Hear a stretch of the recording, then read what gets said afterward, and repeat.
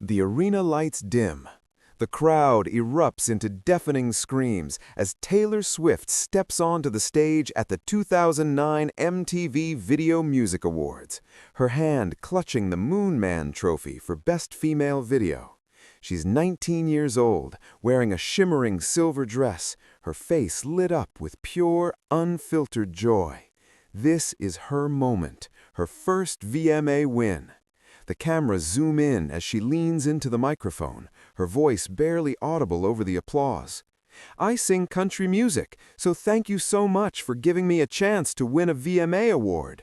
Then it happens. From stage left, a figure in a leather jacket barrels forward. It's Kanye West. His face is twisted in frustration, jaw clenched. The crowd's cheers turn into confused gasps. He snatches the microphone right out of Taylor's hand. She freezes. Her smile vanishes. Her eyes go wide with shock and confusion. The entire Radio City Music Hall falls into stunned silence. Kanye raises the mic. "Yo, Taylor, I'm really happy for you. I'm gonna let you finish, but Beyoncé had one of the best videos of all time. One of the best videos of all time." The camera cuts to Beyoncé in the audience. Her mouth drops open. She looks mortified. The crowd boos. Kanye shrugs, hands Taylor back the mic, and walks off stage like nothing happened. Taylor stands there, 19 years old, humiliated in front of millions, unable to finish her speech. But then, just as the chaos seems to settle, the lights flash red. The boos turn into roars of confusion. A heavy metal riff blasts through the speakers. The crowd whips their heads toward the back of the stage. Out walks Ozzy Osbourne, the Prince of Darkness himself, dressed in black, sunglasses on, his signature long hair swaying as he shuffles toward the mic. The entire arena loses its mind. No one knows what's happening. Is this planned? Is this real? Ozzy grabs the microphone, looks at Kanye, then at Taylor, then straight into the camera. "What the bloody hell is going on here?" The screen cuts to black. Let's rewind. September 13th, 2009. Radio City Music Hall, New York City. The MTV Video Music Awards, one of the biggest nights in pop culture. The who's who of music are packed into the venue. Beyoncé, Pink, Lady Gaga, Katy Perry, and of course, Taylor Swift. Taylor is still fresh-faced, still the country pop darling with curly blonde hair and sparkly dresses. She's been riding high all year thanks to You Belong With Me, the infectious breakup anthem that dominated radio and turned her into a household name. When her name is announced as the winner for Best Female Video, she practically floats onto the stage. This is her first MTV VMA win. She's nervous, excited, overwhelmed, everything a 19-year-old should be in that moment. But there's someone else in the building who's not so thrilled. Kanye West. At this point in 2009, Kanye is already a superstar, already known for his massive ego and even bigger mouth.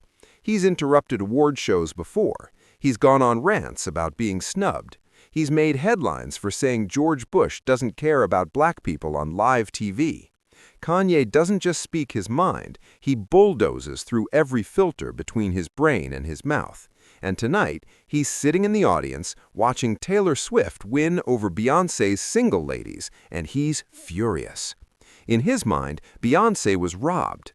Single Ladies wasn't just a music video, it was a cultural phenomenon. The choreography, the black and white aesthetic, the iconic hand flip, it was everywhere. Beyoncé deserved that award, and Kanye isn't going to let the moment pass without saying something.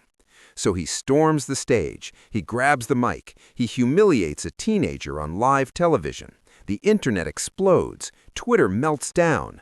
President Obama calls him a jackass in an off-the-record comment that immediately leaks. This becomes the defining pop culture moment of 2009. But here's where it gets weird. Somewhere in that same building, lurking backstage or maybe sitting in a forgotten corner of the audience, is Ozzy Osbourne.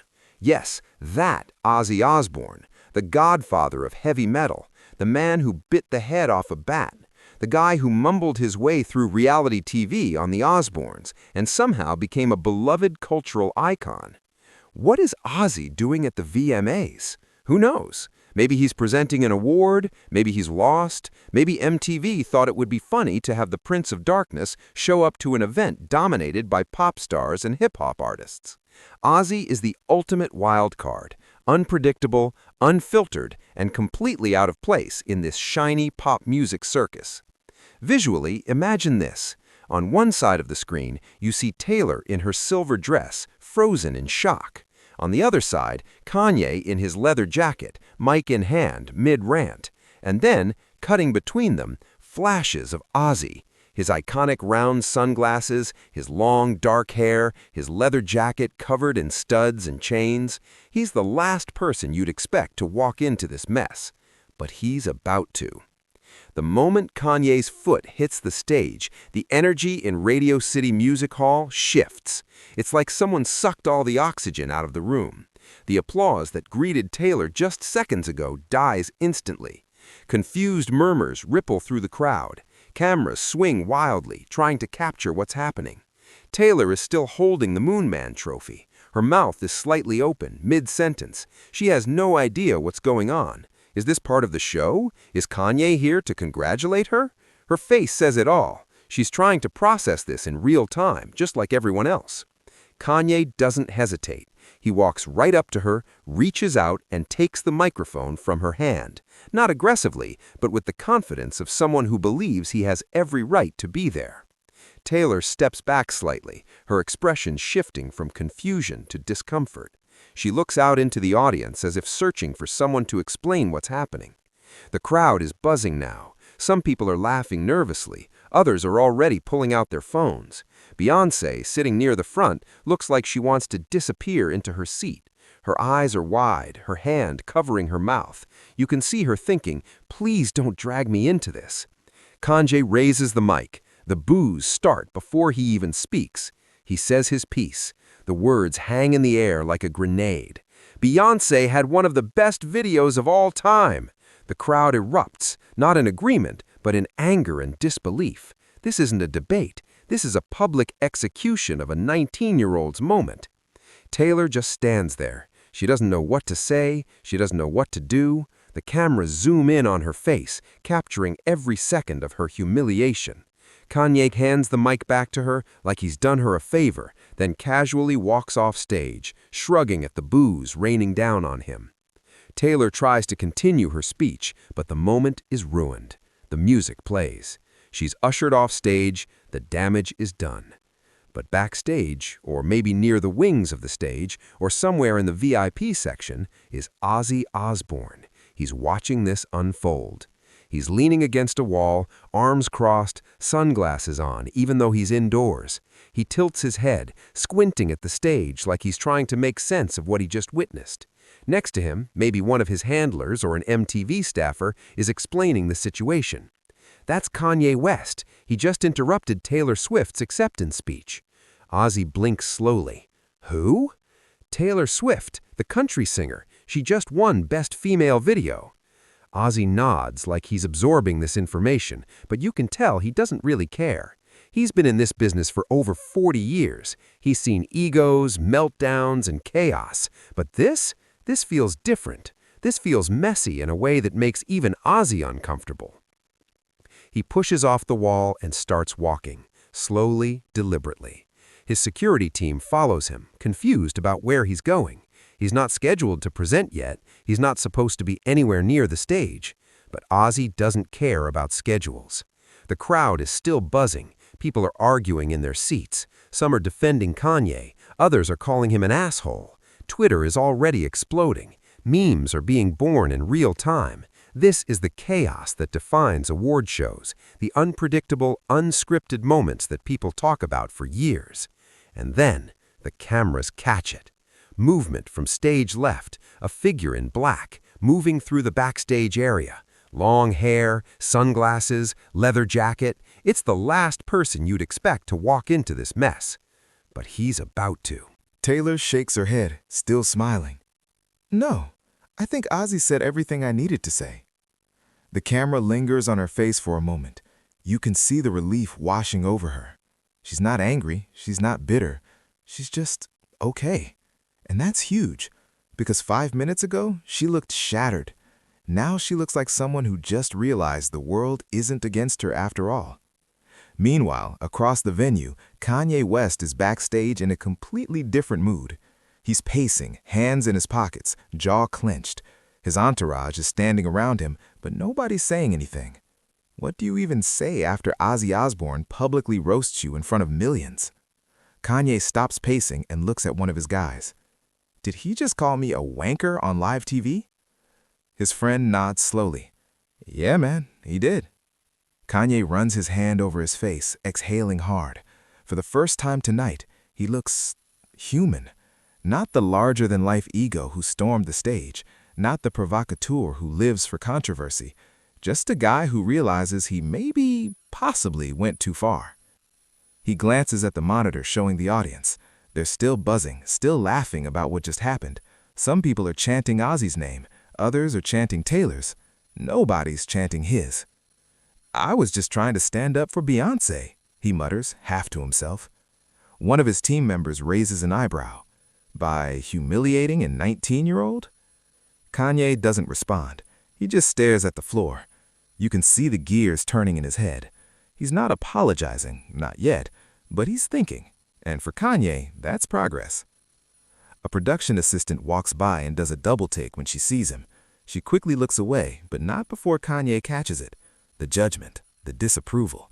He's used to people hating him, but this feels different. This isn't angry fans or critics. This is peers. This is the industry. This is real. He walks toward the exit, shoulders slumped just slightly. His crew follows. As he passes a group of MTV staffers, one of them whispers, not quietly enough, "Can you believe he just got schooled by Ozzy?" Kanye doesn't turn around, but his jaw tightens. He keeps walking. Back in the arena, the audience is still riding the high of what just happened. Pink leans over to the person next to her. I need Ozzy to follow me around and intervene in all my problems. Katy Perry is filming the aftermath on her phone, laughing. This is going to be everywhere tomorrow. Even Beyoncé, who's been mortified this entire time, finally relaxes. She's talking to Jay-Z, shaking her head in disbelief. You can read her lips.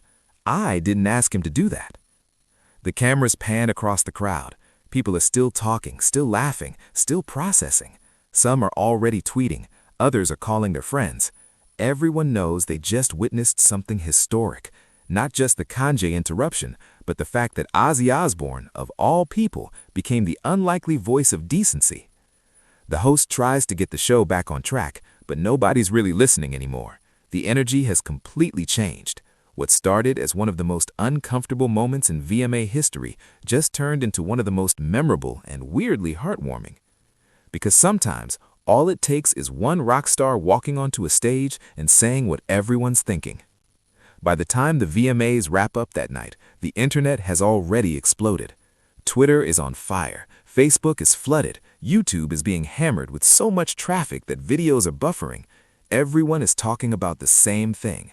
Kanye interrupted Taylor, and Ozzy Osbourne swooped in like some kind of leather-clad guardian angel. Within hours, the clips are everywhere. Ozzy Osbourne defends Taylor Swift becomes the top trending topic worldwide. The video of him shuffling onto stage, delivering that perfect line, "I've bitten the head off a bat, and even I think that was mental," racks up millions of views before midnight. The memes start immediately.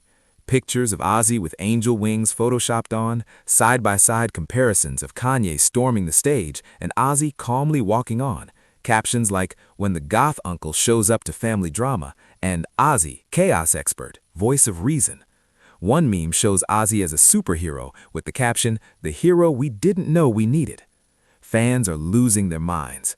Taylor Swift fans are praising Ozzy like he just saved their lives. Metalheads are laughing at the absurdity of Ozzy being the moral compass at a pop music award show. Even people who don't care about award shows are sharing the clip because it's just too bizarre not to. Morning shows pick it up the next day. Good Morning America runs a segment titled, "Ozzy the Peacemaker?" The Today Show interviews music journalists who can't stop laughing about it. Entertainment Weekly declares Ozzy the unexpected MVP of the 2009 VMAs. Late-night hosts have a field day. Jimmy Fallon does an impression of Ozzy shuffling onto stage. Conan O'Brien jokes, Ozzy Osbourne is now officially more reasonable than Kanye West. That's where we are as a society. David Letterman reads a fake top 10 list, top 10 things Ozzy said backstage after the incident.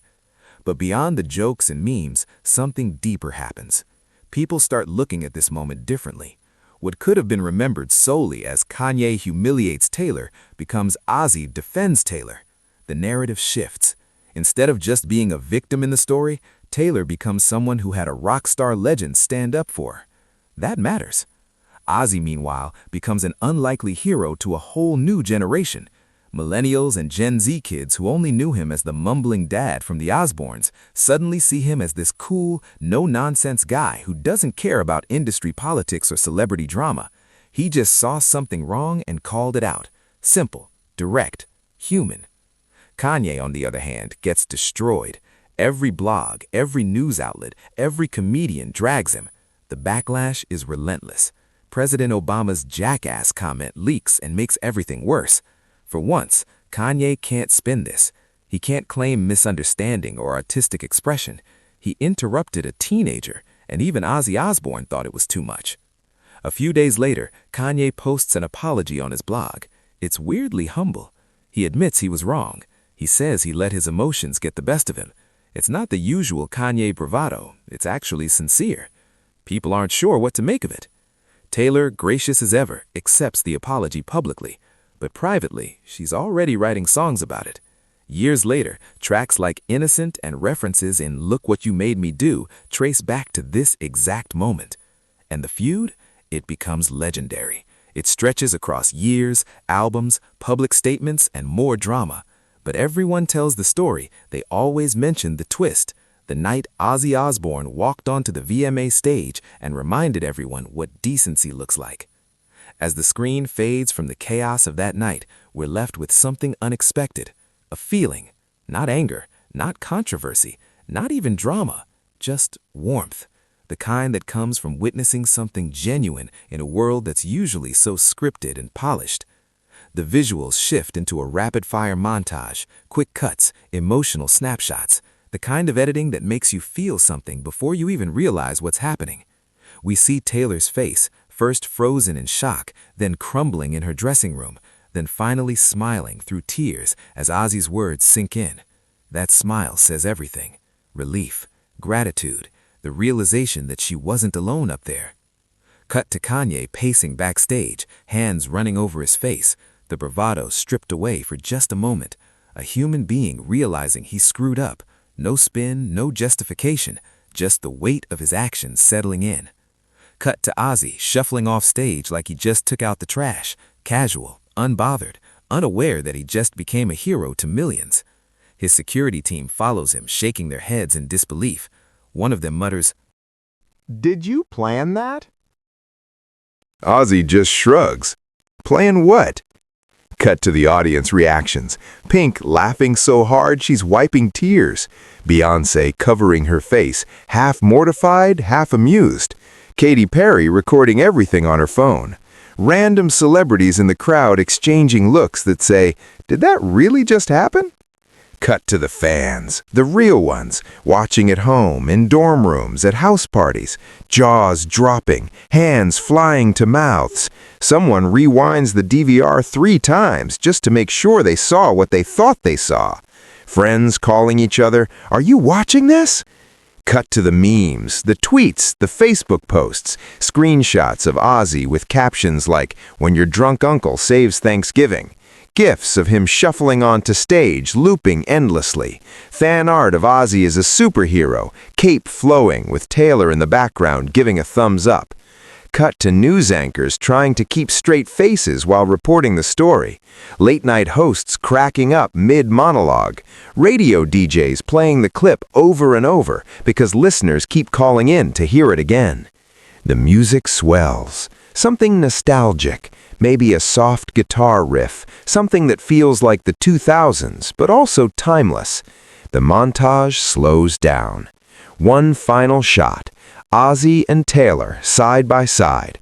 Not from that night. This is imagined, symbolic. Two people who should have nothing in common, the country pop princess and the prince of darkness. But in this moment, they're connected.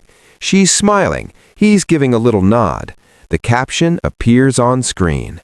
Sometimes, all it takes is Ozzy Osbourne to remind us, even in the wildest chaos, there's a bit of unexpected magic. The words hang there, simple, true, the kind of line that makes you want to share the video immediately, the kind that makes you tag your friends with this, the kind that turns a viral moment into a cultural touchstone. The screen fades to black, but before it does, one last visual, a split screen. On the left, Kanye storming the stage in 2009. On the right, Ozzy walking onto that same stage moments later. The contrast says everything. Chaos versus calm, ego versus humility, the moment that broke versus the moment that healed. The final text appears. The 2009 VMAs, the night Ozzy Osbourne became the hero nobody expected. Then, in smaller text below, share this if you needed this reminder today.